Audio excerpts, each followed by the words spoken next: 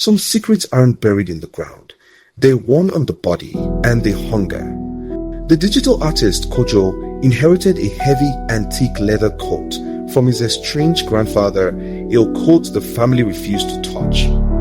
It felt like winning the lottery until the nightmares began, vivid, brutal visions of a pre-colonial jungle and a silent, terrible bargain.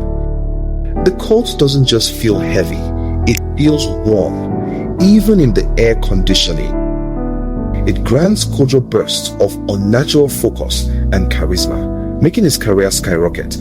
But every morning, the leather feels subtly thicker, tighter, and sometimes he hears a faint, dry whisper asking him to go hunting after the streetlights go out. He's trapped in a Faustian deal stitched into the hide of an ancient monster, and he's not sure if he's the owner anymore, or just the next set of legs. The apartment lights would flicker sometimes, the coat hanging like a second, thicker shadow on the back of his studio chair.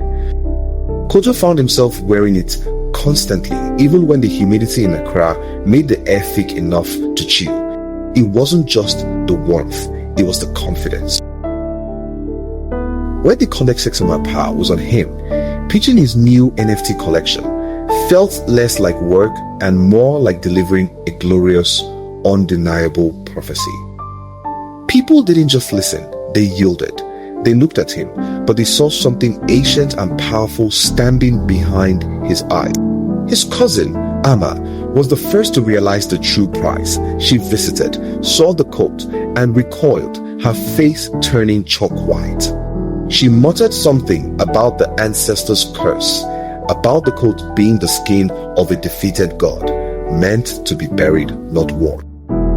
She burned sage and spilled protective water, drawing symbols on the floor. But the moment the smoke touched the leather, the coat flexed, the leather squeaked, and the lights blew out with a violent pop. Amma screamed, not from fear, but from the sudden, freezing chill that swept the room, like the passing of something immensely cold and infinitely old. Kojo, though, felt only irritation. He told her to leave. He told her the coat was his luck, and as he spoke, his voice deepened, taking on a resonant quality that wasn't quite his own. He watched her run, and he felt a primal satisfaction, a possessive, territorial heat rising from the leather. The hunting trips began subtly. Small, dead animals found on his balcony. Then the whisper got clearer, closer, a dry rasping sound in the dark, asking him to walk the city's back alleys, to look for something heavier, something warmer than rabbits. He started forgetting whole blocks of time. He would wake up at dawn, a jacket sticky with something dark, a metallic smell in his nostrils, and a profound bomb satiety that terrified him. The climax arrived on a rainy Friday. Kojo tried to burn the coat. He threw it into a metal dustbin, soaked it in kerosene, and struck the match. The flames roared up not yellow, but a sickly, violent green, but the coat didn't burn. It didn't melt. Instead, the leather writhed in the fire, bulging and stretching. The firelight revealed what looked terrifyingly like muscle fibers under the skin, and the whisper became a resonant, demanding bellow in his mind.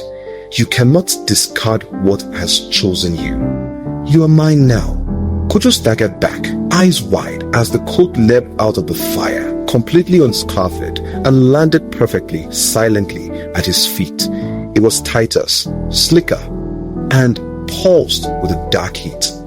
He knew, with absolute certainty, what he had to do. Not burn it, but wear it, and feed the ancient samanpaa the sustenance it demanded. He picked it up. He put it on. The fit was perfect. It felt like skin. He looked in the mirror, but the man staring back had eyes that were not his own, eyes that reflected the cold, predatory moonlight.